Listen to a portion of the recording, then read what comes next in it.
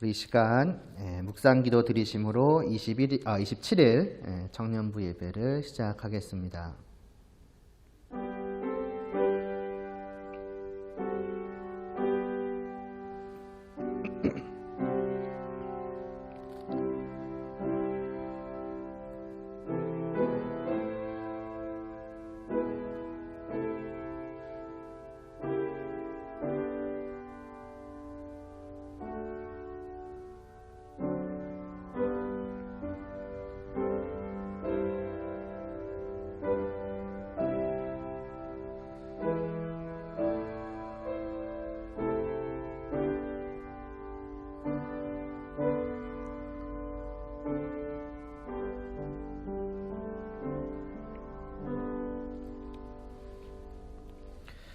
오직 사랑 안에서 참된 것을 하여 범사에 그에게까지 자랄지라. 그는 머리니 곧 그리스도라. 아멘. 우리를 위해서 기꺼이 이 땅에 오셔서 또 십자가에 못 박혀 죽으셨으며, 정말 그 은혜를 제대로 알지도 못하는, 또 찾고 구하지도 않는 정말 저희와 정말 하나 되어 주시기까지 사랑하신 하나님 아버지, 오늘도 주님 안에서 저희가 함께 모여서 머리 대신 주님 안에서 오늘도 예배를 드리고자 하오니 이 예배를 기뻐 받아 주시옵소서. 하나님과 함께함이, 또 하나님을 위함이, 하나님을 높임이 얼마나 귀하고 또 얼마나 복된 것인지, 얼마나 우리의 정말 영혼을 가득 채워주며 또 만족해 하는 것인지, 이 예배를 통해서 정말 풍성히 누리게 하여 주시옵시고, 더욱더 갈망하며 더욱더 사모하며 더욱더 하나님께로 나아가는 저희들이 될 수 있게 하여 주시옵소서. 예수님의 이름으로 기도드리옵나이다. 아멘. 주를 향한 나의 예배 찬양 드리겠습니다.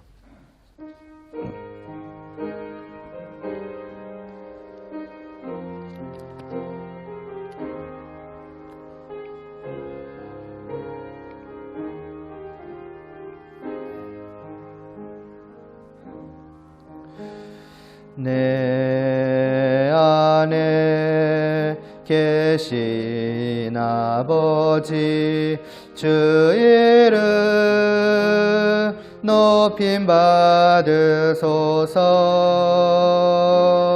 주의 마음 내 안에 가득하길, 나의 마음을 다하여.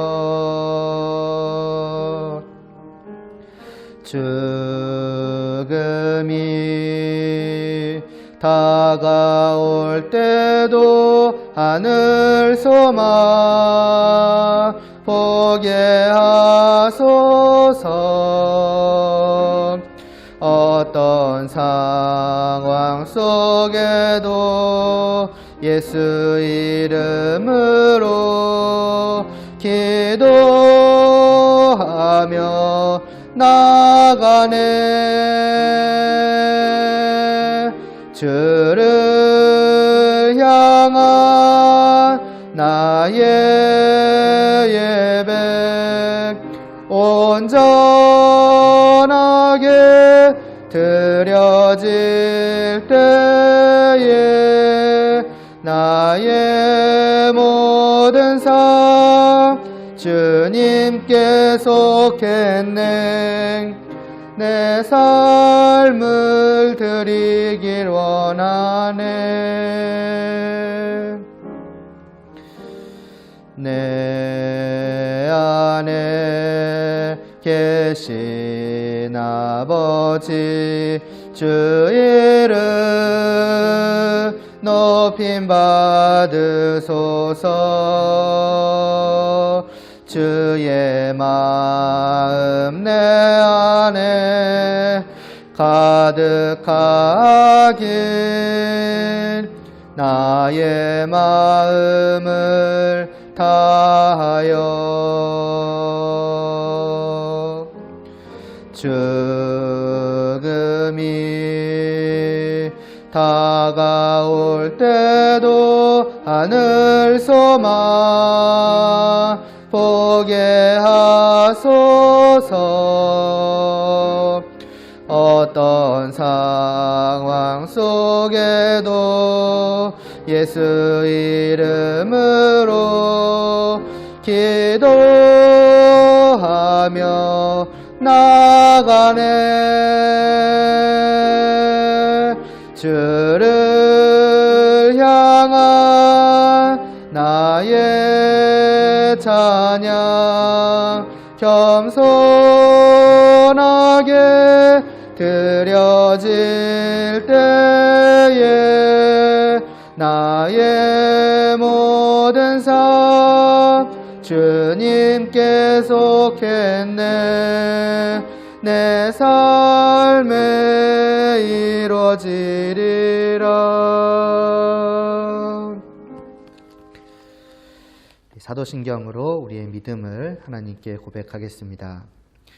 전능하사 천지를 만드신 하나님 아버지를 내가 믿사오며 그 외아들 우리 주 예수 그리스도를 믿사오니 이는 성령으로 잉태하사 동정녀 마리아에게 나시고 본디오 빌라도에게 고난을 받으사 십자가에 못 박혀 죽으시고 장사한 지 사흘 만에 죽은 자 가운데서 다시 살아나시며 하늘에 오르사 전능하신 하나님 우편에 앉아 계시다가 저리로서 산자와 죽은 자를 심판하러 오시리라. 성령을 믿사오며 거룩한 공예와 성도가 서로 교통하는 것과 죄를 사하여 주시는 것과 몸이 다시 사는 것과 영원히 사는 것을 믿사옵나이다. 아멘. 찬송가 483장 구름같은 이 세상 찬양 드리겠습니다.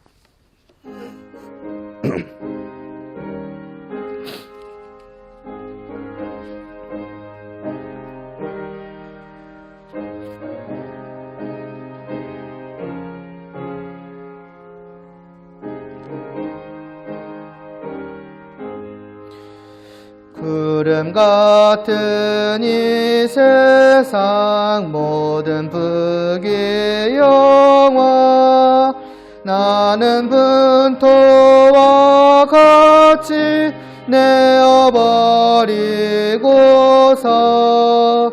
오직 천국의 복을 사모하며 사니 구원받은 내 이름 기억하옵소서. 주가 나의 이름 보좌 앞에 놓인 어린 양 생명책에 기록하옵소서.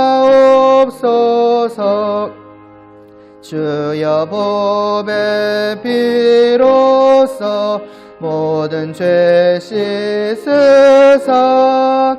나의 부정한 것을 씻어 맑히소서. 있는 보다 더 희게 죄를 씻었으니 구원받은 내 이름 기록하옵소서. 주가 나의 이름 보좌 앞에 놓인 어린 양 생명책에 기록하옵소서. 죄가 하나도 없고 아무 병도 없는 영화롭고도 밝은 천국 올라가서 주와 곳에 길이 살겠으니 이런 소망의 삶은 참된 행복이라. 주가 나의 이름 보좌 앞에 놓인 어린 양 생명책에 기록하옵소서.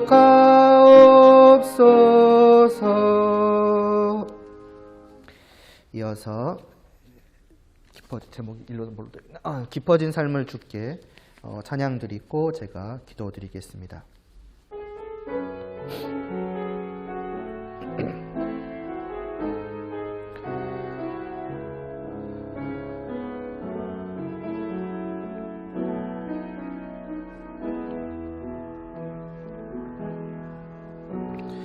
은혜로 날 보듬으시고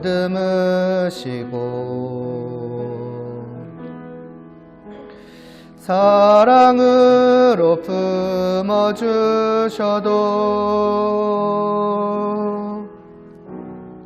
내 마음 한 자락도 지키지 못하는 이 모습 부끄럽습니다. 따스한 곁을 내어주신 주님 앞에 나아갑니다.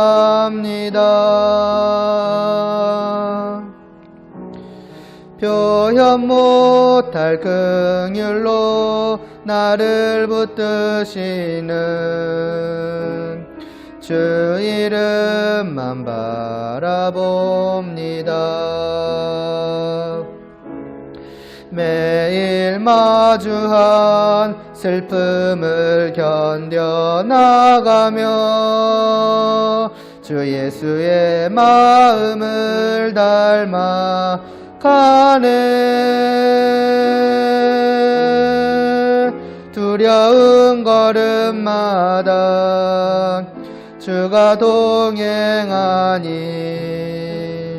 주지하며 오늘을 건네. 주의 신실한 소망을 깊이 담으며 주 예수의 풍요를 채워 가네.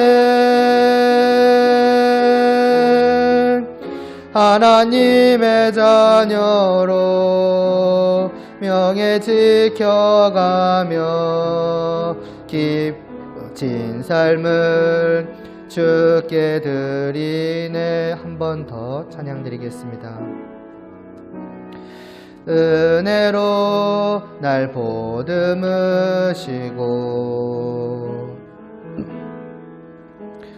사랑으로 품어주셔도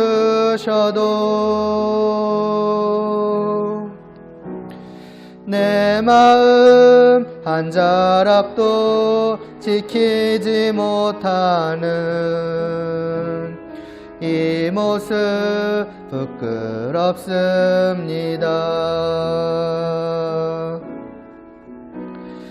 따스한 곁을 내어주신 주님 앞에 나아갑니다. 표현 못할 긍휼로 나를 붙드시는 그 이름만 바라봅니다. 매일 마주한 슬픔을 견뎌나가며 주 예수의 마음을 닮아 가네.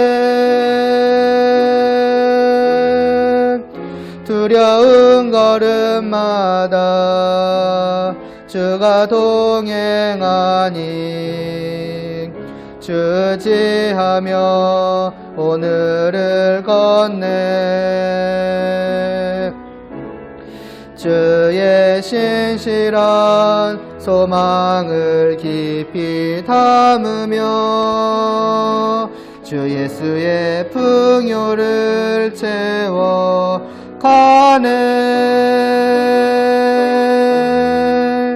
하나님의 자녀로 명예 지켜가며 깊어진 삶을 주께 드리네.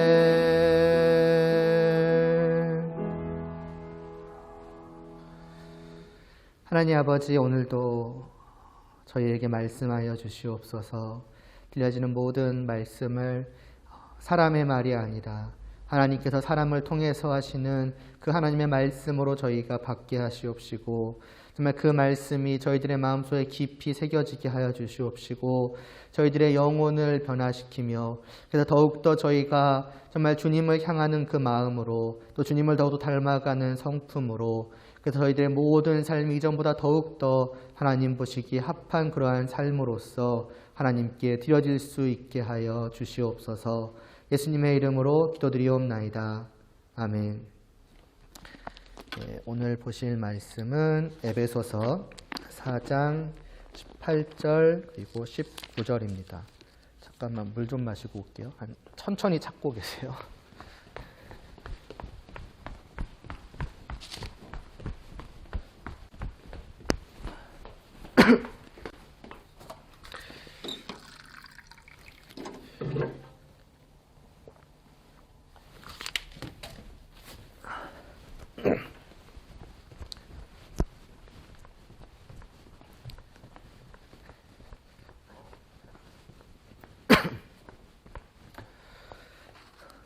에베소서 4장 18절 19절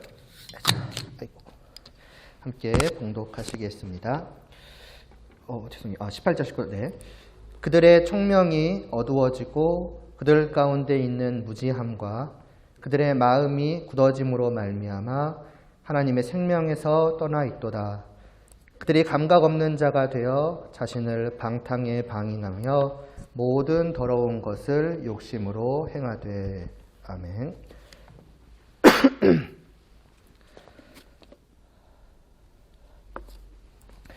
네, 지난 시간에 이제 우리가 17절 그러므로부터 시작해서 교회라는 것이 이제 이러한 것이다라는 거 알았고, 그러므로 너희는 이제 이렇게 해라라고 하는, 아니죠, 정확히 말하면은 그러므로 너희는 이제부터 하지 말라라고 하는 그 말씀이 바로 이어졌죠. 뭘 하지 말라라고 하는가 봤더니 이방인이 하는 것처럼, 다시 말해서 하나님을 믿지 않는 사람들이 하는 것처럼 하지 말라. 다르게 말하자면 살아가지 말라는 거죠. 그럼 이방인들이 어떻게 하는데요? 라고 했을 때에 이제 그 마음에 이제 허망한 대로. 따라자면은 하나님을 믿지 않는, 물론 누구나 마찬가지지만은 모든 사람들은 그 마음에 분명히 무언가를 가지고 살아가는 거죠. 자기 안에 정말 이것이야말로 나의 삶을 가치 있게 만들어주는 것이다. 내 삶을 의미 있게 만들어주는 것이다. 이것이 있어야 내 삶은 진정으로 의미를 갖는 것이다 라고 하는 그 무언가가 분명히 자기 속에 있고, 그것을 말하자면 얻기 위해서 살아가는데, 문제는 하나님을 믿지 않는 그 모든 사람들의 마음속에 있는 것이 무엇이든지 간에 정말 각양각색의 많은 것들이 있겠지만은 그 모든 것을 하나님께서는 오직 하나로 말씀하시죠. 다 허망한 것이다. 다르게 말하자면은 헛된 것이고 의미 없는 것이다.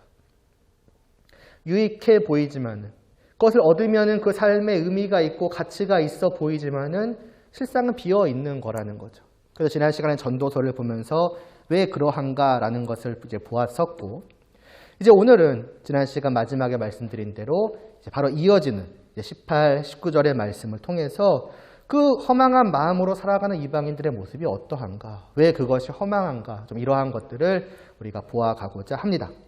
자, 바로 이어서 이제 18절에서 이방인들의 모습이 어떤지를 말하죠. 제일 앞과 제일 뒤만 먼저 보겠습니다. 뭐냐? 그들이 총명이 어두워져 있더라. 모든 이방인들의 모습이라는 거예요. 총명이 어두워져 있더라. 그래서 결과적으로 어떻게 되느냐? 제일 마지막에 하나님의 생명에서 떠나 있다는 겁니다. 이게 무슨 의미이고 또 이게 어떻게, 그러니까 왜 이렇게 되는가라는 것을 죄송해요. 이제부터 좀 생각을 해보면은, 먼저 총명이라는 것, 대략적으로 어떤 느낌인지는 아실 것이지만은 좀 더 자세히 보기 위해서 요한 1서 좀만 뒤로 넘어가시면 돼요. 요한에서 5장 20절 말씀 한번 봐보실래요?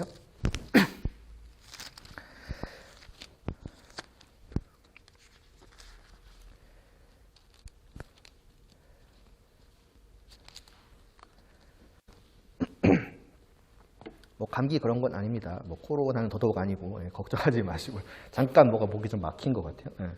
요한일서 5장 20절 보면 이렇게 말씀하죠. 찾으셨죠? 또 아는 것은 하나님의 아들이 이르러 우리에게 지각을 주셨다고 하죠. 이 지각이 아까 말했던 그 총명이에요. 그러니까 지각은 뭡니까? 인식하는 거죠. 인지할 수 있는 뭐라자면 그 기능, 능력, 그걸 지각이라고 하잖아요. 그 지각이 아까 우리 에베소에 말했던 총명인데, 그럼 이 지각은 무엇을 인식하고 무엇을 인지하는 기능인가, 무엇을 알 수 있게 되는 것인가라고 할 때에 곧바로 뒤에 나옵니다. 우리로 참된 자를 알게 하시는 것. 그러니까 이 지각은 참된 자를 알게 하는 말하자면 기능인 거예요. 능력인 거예요. 다시 말해서 하나님의 존재, 참되신 하나님의 그 존재, 살아계심과 그뿐만이 아니라 그분이 얼마나, 사실 하나님께는 제가 종종 쓰긴 하지만 하나님께 그 사용하기는 알맞지 않은 표현이지만 가치죠. 우리는 성경은 그것을 하나님의 영광됨이라고 말하죠. 하나님이 얼마나 가치 있으신 분이신가, 얼마나 빛나시는 분이신가, 그걸 다르게 하나님은 얼마나 영광되신 분이신가라고 하는 것을 분명하게 깨달아 알 수 있는 그것이 여기서 말하는 지각이고 에베소서에서 말하는 총명인 거예요. 쉽게 태양을, 제가 종종 예를 들지만 태양을 생각을 해보시면 됩니다. 우리가 태양을 눈으로 볼 때에 우리의 지각은 바로 깨달아 압니다. 무엇을요? 첫째로는 태양이 존재한다라는 것과, 그리고 또 하나는 그 태양이 얼마나 말하자면 빛나는 존재인가라고 하는 것. 그 빛남, 말하자면 그 빛의 말하자면 눈부심의 정도까지도, 그걸 좀 다르게 말하자면 그 가치, 그것이 얼마나 영광된가 하는 것을 우리는 금방 압니다. 그래서 그 태양을 보고 나면은 조금 과장해서 말하자면은 이 땅에 있는 모든 빛, 요 빛도 포함해서 이 빛이든 뭐 어떤 빛이든 이 세상에 있는 모든 빛은 더 이상 우리에게 좀 극단적으로 말하면 빛으로 보이지가 않아요. 더 이상 빛나 보이지가 않는 거예요. 왜냐하면은 저 태양의 빛이 너무나도 눈부시기 때문이죠. 그 태양의 빛 앞에서 다른 모든 빛들은 그냥 빛이라고 표현하기도 아까울 정도의 그냥 미약한 빛에 불과한 거예요. 그래서 약간 표현을 해보자면은, 정말 저 태양이야말로 참된 빛이구나, 빛 중의 빛이구나, 오직 저것만이 우리는 참이라고 말할 수 있겠구나라는 생각을 할 수 있는 것이고, 그것이 하나님을 향해서도 마찬가지인 거예요. 오직 그분만이 정말로 참되시다. 다르게 말하자면은 그분만이 참으로 빛나시는 분이시다, 영광 되시는 분이시다. 또 다르게 말하자면 그분만이 진정으로 의미 있으신 분이시고 가치 있으신 분이시다. 물론 이 세상에도 수많은 것들이 각자 자기만의 빛을 뿜어내고 자기만의 가치를 뽐내고 나를 손에 넣으면 의미가 있을 거야. 다른 사람도 다 똑같이 각자가 의미 있어 보이는 많은 것들이 있고 그것을 얻기 위해서 살아가지만은, 내가 믿음의 눈으로, 여기서 말하는 총명으로, 주님께서 주신 참된 지각으로 비로소 눈이 띄어가지고 바라보게 되니 그 모든 것들은 전혀 빛나는 것이 아니었구나. 하나님 앞에서는 아무 빛이 아니었구나. 그분만이 참되신 거구나. 이것을 알게 되는 거예요. 그리고 이것은 분명히 지식의 문제는 아닐 겁니다. 그렇잖아요. 야, 태양이 제일 빛나. 태양보다 빛나는 건 없어. 태양 앞에서는 이런 모든 빛은 빛도 아니야 라고 우리가 아무리 말한다고 한들 그것이 말 때문에 깨달은 게 아니잖아요. 지식이 있으니까 그런 거구나, 그러면 태양이 최고야, 이런 게 아니죠. 그래서 분명히 내 지각을 통해서 내 안에 분명하게 인식이 된 거예요. 굳이 말하자면 내 마음에서부터 그것이 부정할 수가 없는 거죠. 깨달아 알게 되는 거죠. 그래서 내 마음이 저것만이 참된 빛이야 라고 말하는 것처럼 하나님에 대한 하나님에 대한 것도 마찬가지인 거예요. 단순히 말해서 하나님이 영광 되신 분이야, 가장 빛나신 분이야, 하나님의 빛 앞에 서는 순간 다른 모든 것들은 다 빛이라고 말할 것도 없어, 가치 있다고 말할 수도 없어 라고 단순히 지식으로 말하기 때문이 아니라 내 그 지각이, 굳이 말하면 영적인 지각이라고 할까요? 참된 자를 알게 되는 그 참된 지각이 나로 하여금 그것을 분명하게 깨달아 알게 하는 거예요. 부정할 수 없게 만드는 거죠. 분명하게 인식이 되고 나니까 이제 믿음의 눈으로 보며 살아가는 모든 순간순간마다 하나님의 빛밖에는 보이지 않는 거예요. 말하자면 지각이라고 하는 것. 이 에베소서에서 말하는 총명이라고 하는 것은 그런 것입니다. 무엇이 진정으로 참된지를, 무엇이 진정으로 영광된지를 아는 거예요. 문제는 무엇입니까? 그 이방인들은 그러한 총명이, 다시 말하자면 그러한 지각이 어두워져 있다는 거예요. 새까맣게 말하자면 이 눈이 그냥 새까맣게, 그 영화 같은 데 보면 가끔 이제 귀신이든 뭐 그런 거 있잖아요. 거기가부터 새까만 눈으로 나오는 거 생각하시면 돼요. 아직 그렇게 새까맣게 뒤덮여 있는 거예요. 그래서 볼 수가 없는 거예요. 인식을 못하는 거예요. 아무리 내가 옆에서 하나님, 내 귀에다 대고 하나님이 어떤 분이시라고 말해도 내 눈이 어두컴컴하니까 그 하나님의 빛대심을 볼 수가 없는 거예요. 하나님의 존재를 인식하지 못하는 것은 물론이거니와 그분의 영광됨도 보여지지가 않는 것이죠. 인식이 안 되니까 아무리 머릿속에서 알고 있다고 해도 나는 그렇게 느껴지지가 않는 거예요. 그러니까 어떻게 되겠습니까? 하나님을 알지 못하는 것이죠. 그게 다시 에베소서 돌아가 볼까요? 아까 에베소서 처음과 끝만 맨 처음에 봤잖아요. 그 중간에 있는 말씀들이에요. 그들의 총명이 어두워져서, 그러니까 당연히 어떻게 되겠습니까? 무지한 거예요. 하나님에 대해서 알지를 못하는 거예요. 다시 말하자면 이거는 지식에 대해서 말씀드리는 것이 아니에요. 지각으로 깨닫지를 못하는 거예요. 인식이 안 되는 거예요. 그러니 어떻게 되겠습니까? 그 마음이 하나님을 향해서 굳어 있는 거예요. 아무리 말해도 그 마음 속에 들어가지가 않는 거예요. 하나님이 존재도, 하나님의 빛나심도 그 마음이 완전하게 굳게 문을 걸어 잠가가지고 다 튕겨내는 거예요. 받아들이지를 않는 것이죠. 그게 이방인들의 모습이다. 그러니 어떻게 되겠습니까? 그들은 너무나도 당연한 결과예요. 하나님을 떠나겠죠. 하나님과 함께하지 않고 하나님과 단절되어서 살아가겠죠. 전혀 이상한 게 아닌 겁니다. 거듭 말씀드리지만은 무지한 거예요. 지식이 없어서 무지한 게 아닙니다. 아무리 지식이 있어도 무지할 수가 있는 거예요. 머리로 알아도 여전히 모를 수가 있는 거죠. 말이 안 되는 소리지만 우리가 이것은 무슨 말인지 알잖아요. 지난 시간에는 그것을 지식과 마음의 문제라고 하지 않았습니까? 내가 아무리 머리로 알고 있어도 내 마음이 그렇지 않으면은 알지만 안 하는 거예요. 내 마음이 그것을 거부한다면, 내 마음이 다른 것을 좋아한다면 내가 아무리 일로 가야지 하고 알고 있어도 내 마음이 나를 절로 끌고 나는 당연히 글로 따라서 가는 거죠. 그래서 재미있는 거는 이 총명, 이 지각을 또 다른 데서는 마음이라고도 표현을 해요. 다 연결되어 있는 그러한 내용인 것입니다. 그리고 그 마음의 문제는 믿음의 문제이기도 하겠죠. 그리고 이제 중요한 것은, 뭐 지금까지도 중요했지만 그렇게 하나님을 떠났다는 것은 무엇을 의미하는가? 이제 그 18절 마지막에 나오는 거예요. 하나님의 생명에서 떠나 있다는 것이 됩니다. 이 생명도 우리는 알다시피 하나님으로부터 온 것입니다. 하나님이 우리에게 생명을 주셨으니 그 하나님을 떠나는 순간 우리는 그 하나님이 주신 생명으로부터도 떠나 있는 거예요.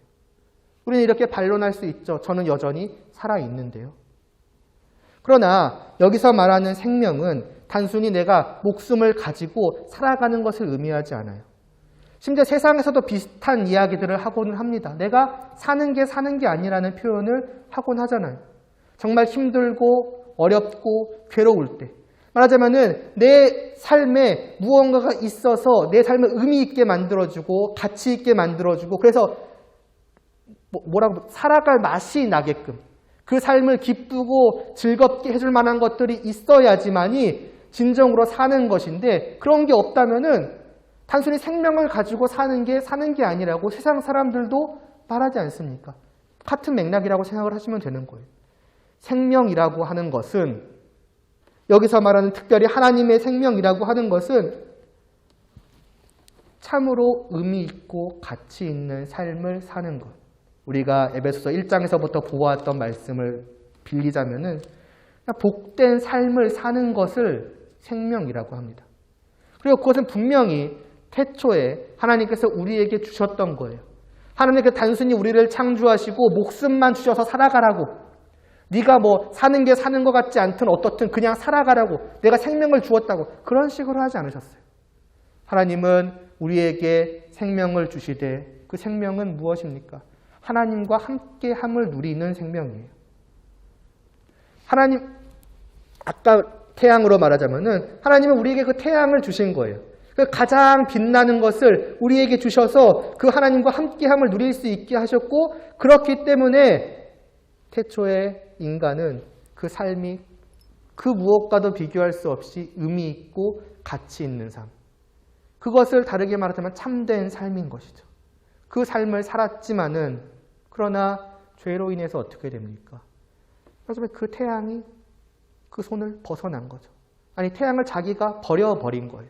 그 삶을 빛내주던, 그 삶의 진정한 의미를 가져다주는 그 하나님을 그는 버리고, 그러니 어떻게 되겠습니까? 그것을 버리고 나서 다른 모든 것들을 손에 넣는다고 한들 그것이 그 본래의 삶의 의미와 가치를 충족시켜 줄 수 있겠는가? 이전까지 나는 태양 빛의 그 빛남을 누리고 있었는데 그것을 버려버리고 저기는 전등 하나 혹은 촛불 하나 해가지고 나는 이제 이 빛을 손에 넣었으니 이것이 내 삶을 의미 있게 만들어줄 거야, 가치 있게 만들어줄 거야, 나는 참으로 복되게 살아가고 있어, 나는 참된 생명을 누리고 있어 라고 말을 할 수가 있겠냐는 거죠. 그럴 수가 없다는 거예요. 그래서 그 모든 것들은 결국 뭐냐? 17절에서 말한 거예요. 허망한 거예요. 헛된 거인 거예요. 미리 우리는 저런 촛불들과 비교할 수 없는 참된 빛을 상실해 버렸기 때문에 그 무엇도 그것을 상실한 것을 조금도 요만큼이라도 채워줄 수 없기 때문에, 말하자면 바닷물을 잃어버리고 그냥 물방울 하나 들어왔다고 생각을 해보면은 그건 전혀 채워진 게 아닌 것이죠. 그렇게 되었다라고 하는 거예요. 그것을 하나님의 생명에서 떠났다고 하는 거죠. 문제는 무엇입니까? 세상 사람들이 사는 게 아니야 라고 말을 하지만 정작 그들은 진정으로 사는 게 아닌 게 뭔지를 모른다는 거예요. 그러한 전등 하나, 촛불 하나가 없을 때는 내 삶이 도대체 왜 이러냐, 내 삶의 의미는 무엇이냐, 이건 사는 게 아니야 라고 말하지만은 실상 그 모든 사람들은 자기가 정작 태양 빛을 상실했다는 것을 모르고 있는 거예요. 그러니까 진정으로 사는 게 아닌 그 삶이 헛된 것의 그 근원은 하나님을 상실한 것에 있는데 그들은 여전히 다른 것만을, 하나님을 떠나서 다른 것만을 그 눈에 두고 그 품에 두고 살아가려고 하는 것이죠. 그래서 그런 사람들의 모습이 그 아래에 나옵니다. 어두워진 눈이에요. 하나님을 볼 수 없어요. 인식할 수 없어요. 지각할 수 없어요. 그래서 상실한지도 몰라요. 아까도 말했던 것처럼 다른 겨우 전등빛 같은 것을 쫓아 살아갈 뿐인 거예요. 그러나 사실 그거는 잘 들여다보면은 빛조차도 아닙니다. 어두워진 눈이라고 하는 것은 이미 참된 빛을 볼 수 없는 자입니다. 아니, 아예 빛을 볼 수 없는 거예요. 그럼 그들 눈에 빛나 보이는 것은 무엇인가? 그것은 빛이 아니라 사실은 어둠입니다. 더 짙은 어둠이 그 어두워진 눈에는 밝은 빛으로 보이는 거예요. 어두우니까. 그러니까 더 밝은 빛이 아니라 더 짙고 더 깊은 어둠이 어둠인 거예요. 그래서 요한복음, 이것도 좀 볼까요? 요한복음 3장 19절에서 이 모든 사람들의 모습을 주님은 또 이렇게 말씀하시죠. 요한복음 3장 19절의 말씀입니다. 그 정죄는 이것이니 곧 빛이 세상에 왔으되 사람들이 자기 행위가 악함으로 빛보다 어둠을 더 사랑한 것이니라. 계속 어둠에만 꽂히는 거예요. 빛이 심지어는 비추어도 볼 수가 없는 거예요. 이미 가려진 눈이기 때문에 그들은 오직 어둠에만 끌리는 것이고, 그렇다면 어둠은 무엇이겠습니까? 다른 게 아니죠. 죄악된 것이죠. 그리고 더럽고 추악한 것이죠. 그래서 본래 정상적인 상태라고 하면은 그것의 더러움을 볼 수가 있어요. 그것의 어두움을 볼 수가 있고 추악함을 볼 수가 있어요. 그래서 가까이 가거나 만지거나 손에 넣으려고 하지 않을 뿐더러 혹시라도 잘못해서 그것을 손에 넣었다면은 그 자기의 손에 더럽혀진 것을 알고 기겁하고 어떻게든 씻어내고자 할 거예요. 그것은 말하자면 그 양심의 죄책감 같은 것이죠. 내가 또 죄악을 행하였구나. 내가 또 더러움에 물들었구나. 이 더러움을 빨리 씻어야겠다. 혹은 잘못했으니 용서를 구해야겠다. 그러나 그 눈이 가리워진 자는 어떻습니까? 그 마음이 굳어진 자는 어떻습니까? 아까도 말했듯이 굳어진 마음이에요. 굳어진 마음은 그 마음 속으로 하나님을 들어오게 하지도 않을 뿐더러 아예 반응하지도 않아요. 아예 마음이 본래라면은 부드러운 정상적인 마음이라면은 이 마음은 기능을 해야 되는데 굳어져 있기 때문에 그 마음 자체가 기능을 안 하는 거예요. 그래서 에베소서 19절 말씀은 뭐라고 합니까? 그들이 감각 없는 자가 되었다라고 해요. 그 마음이 굳어 있으니까 아무것도 느낄 수가 없는 거예요. 더러움을 더럽다라고, 어두움을 어둡다라고, 추악함을 추악하다라고, 내가 그래서 왜 이렇게 됐지라고 그런 것 자체가 아무것도 느껴지지가 않는 거예요. 그러니까 그렇게 살아가도 아무런 죄책감이 없고 그것이 당연한 것이고 심지어 더 나아가서는 그것이 정말 좋은 것이다 라고까지 하며 살아가니 어떻게 되겠습니까? 돌이키지 않죠. 오히려 더 거기로 향해 가죠. 어둠 속으로, 더러움 속으로, 죄악 속으로. 그게 19절 마지막 말씀입니다. 자신을 방탕에 방임하며 모든 더러운 것을 욕심으로 행한다라고 말입니다. 자기 자신을 그냥 무절제하게 아예 그 죄악 속에 그냥 풍덩 빠뜨려가지고 그냥 거기서 헤엄치게 만드는 거예요. 내 마음이 반응하지 않으니까 계속 더 하는 거예요.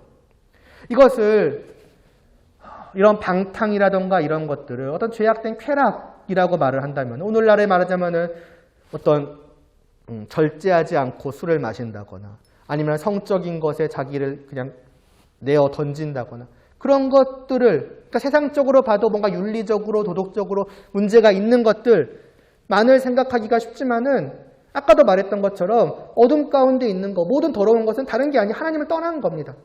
하나님을 알지 않으려 하고 하나님을 모르고 하나님을 사랑하지 않고 그래서 하나님을 향하지 않고 하나님의 뜻을 따르지 않고 그 모든 것들 그러니까 하나님 없이 살아가는 그 모든 것이 다 이 방탕인 거예요. 그리고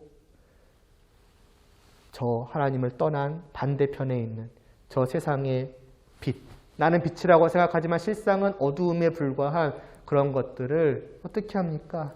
욕심 가운데 행하는 거죠. 그것을 갈망하고 여기서 행한다는 것은 다른 게 아닙니다. 열심을 다하여서 손에 넣으려고 하는 모습을 여기서는 이제 행한다라고 하는 거예요.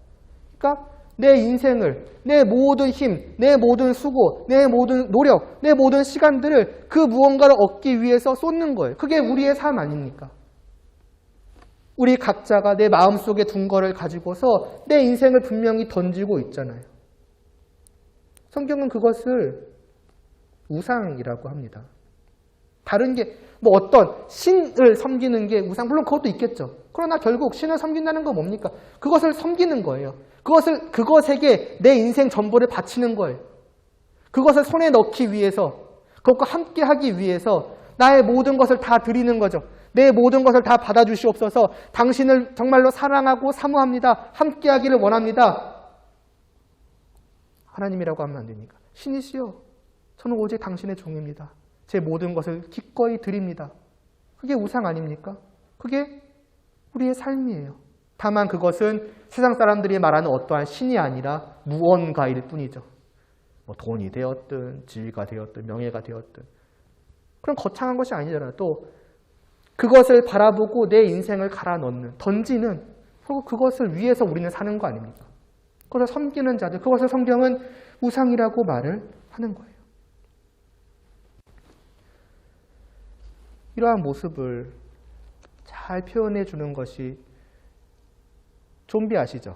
뭐 모르시는 분은 없을 겁니다. 딱 그거예요. 좀비는 움직이죠. 반응하죠. 그리고 자기가 갈망하는 것을 찾아서 달려들죠.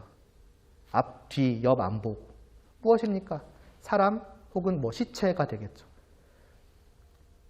영화 같은 거 보시면은 그것을 쫓아가는 모습과 그것을 말하자면 딱 쥐었을 때, 끝까지 포기하지 않고 달아가서 쥐었을 때, 심지어는 자기가 거기에 그 주인공들 보면은 막 총을 쏘든 뭐 하든 그런 거 신경 쓰지 않고 달려들잖아요.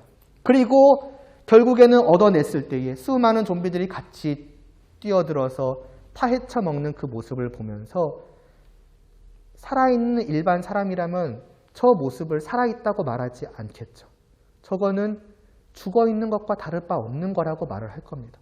그리고 그 말하자면 더러움과 그 추악함을 알죠. 가까이 하기를 싫어할 것입니다. 저거는 살아있을 때 살아있는 게 아닌 거예요.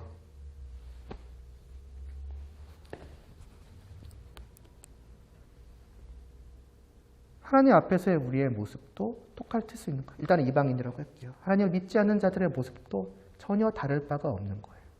딱 그 모습이라고 생각을 해보시면은 여기서 말씀하고 있는 것이 어떠한 모습인가라고 하는 것을 알 수 있습니다. 그 눈이 가리워져 있기 때문에 정상적인 사람 같은 지각을 할 수 없기 때문에 오직 거기에만 꽂혀서 시체를 파헤쳐 먹는 마치 그와 같은 것이 이 세상을 살아가는 모든 사람들의 것이 세상적인 눈으로 봤을 때 죄악되고 죄악되지 않고 더럽고 더럽지 않고를 떠나서 참되신 하나님 앞에서는 다 그와 같다라고 하는 것이죠. 문제는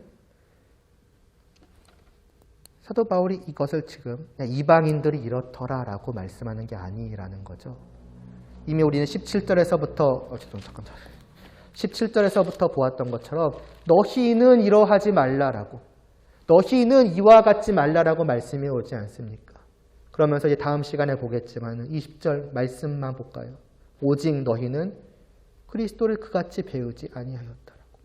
저렇게 살아가는데 너희는 주님에 대해서 그렇게 배웠느냐? 무슨 말입니까? 이 의미는 일단은 치우고서도 무슨 대충 어떤 느낌인지는 아시잖아요. 니네가 바로 이렇게 하고 있지 않느냐는 거예요. 지금 너희의 모습이 바로 이와 같다는 거예요. 문제는 우리는 그러면 안 되는 자들이거든요. 왜입니까? 아까도 말했던 것처럼 요한 1서에서 봤잖아요.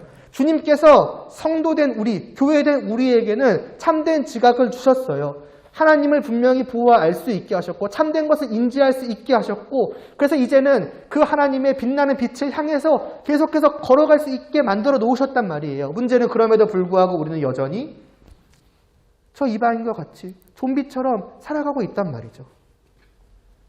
그러니 너희는 지각을 가진 자로서 올바르게 보라는 거죠. 너희의 지금의 실태를. 세상 사람들의 눈으로는 우리는 좀비끼리는 우리는 같은 인간이야라고 보겠지만은 사람들의 눈으로 볼 때는 그게 좀비인 것처럼 너희는 눈을 제대로 다시 한번 뜨고 보라는 거예요. 왜냐하면 너희는 볼 수 있으니까. 너희 안에는 그 지각이 분명히 있으니까. 소스라치게 놀라고 내가 왜 지금 이 무리에 껴서 시체를 파먹고 있는 것인가. 이러면 안 되지 하고 길을 돌이켜야 한다는 그 즉시로 멈추고 이런 면에서도 우리가 16절까지 보아왔던 교회로서 성도로서 계속해서 자라나야만 하는 분명한 이유가 있는 거예요. 아기는 제대로 막 태어나서는 제대로 이렇게 눈으로 보지만은 제대로 못 본다고 말을 하잖아요. 한 1년 정도 지나야 이제 전체적인 것들이 분명하게 시야에 들어오고 색 같은 것도 구별이 된다고 하더라고요. 마치 그런 거예요. 애기라서 분명히 눈은 띄어졌는데 볼 수 있는데 여전히 제대로 보지 못하고 흐리흐리하게 보고 그 빛과 어둠이 제대로 구별이 안 가가지고 그냥 그건 지지야 만지면 안 돼 해도 그냥 자기 눈에 보이는 그게 좋은 건가 하고 가버리는 그것이 우리일 수 있다는 것이죠. 그러니까 속히 우리는 그러한 상태에서 벗어나야죠. 핑계로 삼으라는 얘기가 아니에요. 아직 어리니까 어쩔 수 없는 거야. 그 얘기를 하는 게 아닙니다. 완전 어린아이는 아니잖아요. 적어도 우리는 한 사람으로서 옳고 그름, 잘못되고 잘못되지 않은 이것이 어떠한 것인가, 문제 있는 것이구나 이런 것들을 성도라서 떠나서 인간으로서 인식할 수 있잖아요. 그러니까 이거는 분명히 그냥 더러운 것을 만지는 것의 문제만이 아니라 이것은 내가 하나님 앞에서 여전히 죄악되고 그 더러움으로 하나님을 말하자면 슬프게, 하나님을 말하자면 진노케 하고 있다는 것을 깨달아 알 수 있을 만한 사람이긴 한 거예요. 영적으로 어린아이라고 쳐도. 그러니까 이 말씀을 통해서 그렇지 않아야 한다는 것을 깨닫고, 그러니까 어떻게 해야 되겠습니까? 자라나야겠구나. 그만둬야겠구나. 그런데 내 영혼은 왜 여지도 그만두지 못할까? 아직 너무나도 연약하고 어린 거예요. 그럼 어떻게 해야 됩니까? 자라나야죠. 그럼 어떻게 자라나야 됩니까? 말씀을 계속해서 먹는 거예요. 이렇게 들려지는 이 말씀 하나하나들을 그냥 가볍게 넘겨버리는 것이 아니라 진지하게 이 말씀을 받고 그 말씀을 깊이 생각하며 마음속에 담아두고서 이 말씀에 따라서 내가 지금 어떻게 살아가고 있는가라고 하는 것들을 볼 필요가 있는 거예요. 과연 나는 한 주간을 살면서 하나님을 떠나서 살던 그 모든 순간들에 내 마음은 어떠했는가? 내 마음이 정말 양심의 가책으로 가득 차가지고 정말 너무나도 괴롭고 힘들었었는가? 아니면 아무렇지 않게. 그것은 무엇을 의미합니까? 내 마음이 어쩌면 굳어져 있다는 것을 보여주는 것일 수 있어요. 아니, 굳어져 있는 거죠. 분명히 하나님은 부드럽게 하셨는데,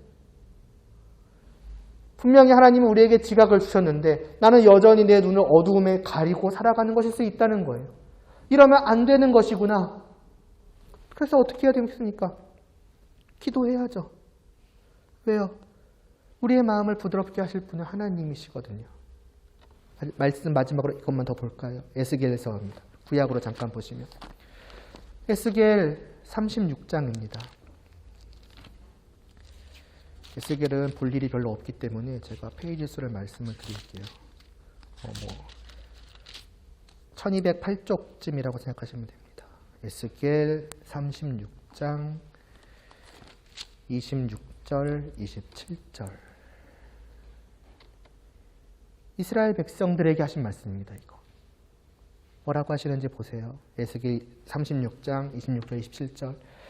또 새 영을 너희 속에 두고 새 마음을 너희에게 주되 너희 육신에서 그 굳은 마음을 제거하고 부드러운 마음을 줄 것이며 또 내 영을 너희 속에 두어 너희로 내 율례를 행하게 하리니 너희가 내 규례를 지켜 행할지라.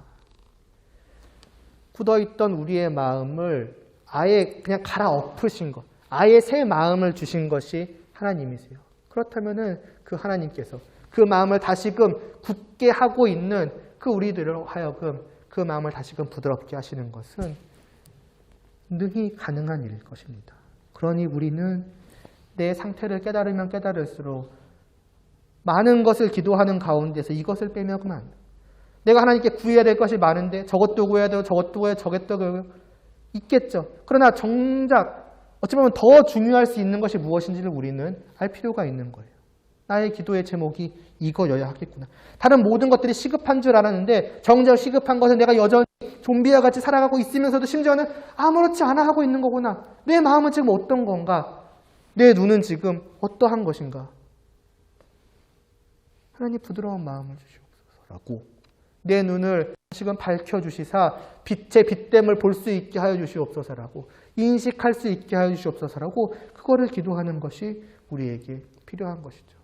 기도하며 또 계속해서 말씀을 먹으며 끊임없이 자라가기 위해서 그 말씀을 믿음으로 받아들이기 위해서 안간힘을 써나가는 이러한 과정들, 기도하며 말씀 듣고 믿기 위해 힘쓰고 기도하며 말씀 듣고 믿기 위해 힘쓰며 그러면서 그 듣고 받아들인 말씀을 가지고서 하루라도 1분 1초라도 더 한번 살아가 보고자 애쓰는 그것이 말하자면은 우리가 내딛어야 할 걸음이라고, 여러분이 이 순간 이후로 내딛어야 하는 걸음들이라고 말씀드릴 수가 있을 것 같습니다.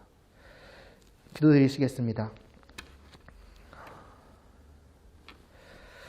하나님 아버지, 저희가 이 말씀을 받게 하여 주시옵소서. 과연 나는 지금 어떠하고 있는지 저 이방인의 허망한 것처럼 그 마음에 굳어진 것처럼 정말 감각 없는 자처럼 살아가고 있지는 않은지 돌아볼 수 있게 하여 주시옵소서. 그것을 아무렇지 않게 여겼던 그러한 굳은 마음을 하나님께서 녹여 주시옵시고 다시금 부드럽게 하여 주시옵시고 이 어두워진 눈도 하나님 아버지 밝히 빛날 수 있게 하여 주시옵시고 그래서 어둠이 아닌 빛을 보고 어둠에 끌리는 것이 아니라 참되시며 참된 빛이신 하나님을 진정으로 알고 그래서 그 하나님을 향하여 나아갈 수 있는 그러한 살아있는 참된 생명을 누리는 저희들 되게 하여 주시옵소서. 이 한 주간도 저희가 이러한 우리의 모습을 또 내가 과연 어떻게 살아가고 있는가를 끊임없이 돌아볼 수 있게 하여 주시옵시고 시시때때로 하나님께 기도함으로 하나님을 의지하며 또 말씀을 먹으며 그렇게 살아가 볼 수 있도록 주님께서 저희 모두를 붙잡아 주시옵소서. 저희 모두를 하나님 아버지 주님께로 자라나게 하여 주시옵소서. 예수님의 이름으로 기도드리옵나이다. 아멘.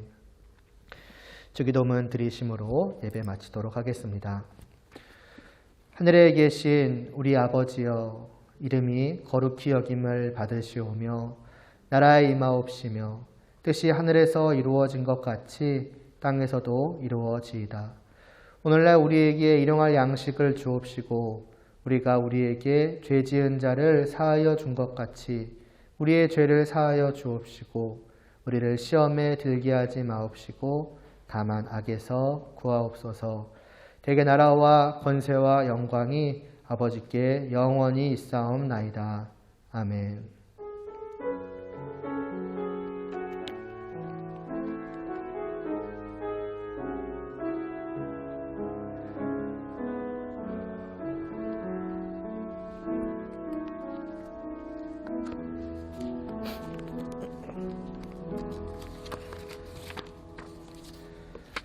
몇 가지 광고 있습니다. 2부 순서로 교제 시간이 있습니다. 조별로 움직여 주시고 죄송한데 오늘은 제가 저녁 예배 때 선교사님이 오셔서 말씀 전하세요. 그래서 저는 여기서 좀 대기하고 있어야 돼서 오늘은 죄송한데 저는 참여를 못합니다. 이렇게 각자 얘기하셔서 즐거운 또 복된 교제의 시간을 누리시기 바라고 어찌 보면은 더 중요하다면 더 중요할 수 있는 2023년도 총무가 지난주에 여러분들은 모르시겠지만 결정이 되었습니다. 그래서 다빈자매가 총무로 섬겨주신다고 했습니다. 잠깐 일어나셔서 박수만 받으세요. 감사한다는 마음으로. 수호의 저 밝은 미소가 좋네요. 네, 12월까지는 수호가 하고 그 사이에 이제 한번 인수인계 해주면 될 것 같습니다. 그리고 한 장 넘기셔서 지난주에 이제 예산안 봤잖아요. 올렸는데 몇 가지 좀 수정이 됐습니다. 수정이라기보다는 삭제입니다. 삭제. 1월달 신입생 환영회비랑 7월달 청년회 단합비가 삭제가 됐어요. 이유는 간단합니다. 운영비에서 충분할 거래요. 제가 올해 다달이 운영비가 얼마나 반납되는지, 얼마나 사용되는지를 확인을 못 했는데, 수야, 너가 그때 카톡방에 올린 게 다 그거지? 그치, 미안해. 안 봤어. 확인을 못 했는데 엄청나게 많이 남았다고 하세요, 운영비들이. 그래서 그걸로도 신입생 환영회라던가 아니면 만약에 단합회를 갈 일이 있어도 거기서 충분할 것 같다라고 말씀하셔서 그것들은 삭제하셨습니다. 그때 저희도 잠깐 얘기했듯이 이거 좀 많은데 얘기했잖아요. 지사님이 보시기에도 많으셨던 것 같아요. 그리고 그러면서 덧붙이기를 가능한 한 운영비가 지금 너무 많이 반납이 되고 있다고 최대한 좀 사용을 해 주시래요. 안 그러면은 나중에는 이 운영비 자체가 아예 이제 삭감이 될 수 있다고. 계속 반납할 거면 못하러 이렇게 운영비를 많이 받냐라는 얘기가 나올 수 있기 때문에 가능하면 오늘도 좀 맛있는 것 좀 드시고 케이크라도 하나 더 얹으시고 그렇게 해서 사용을 하시면은 될 것 같고 네, 될 것 같습니다. 예배 마치도록 하겠습니다.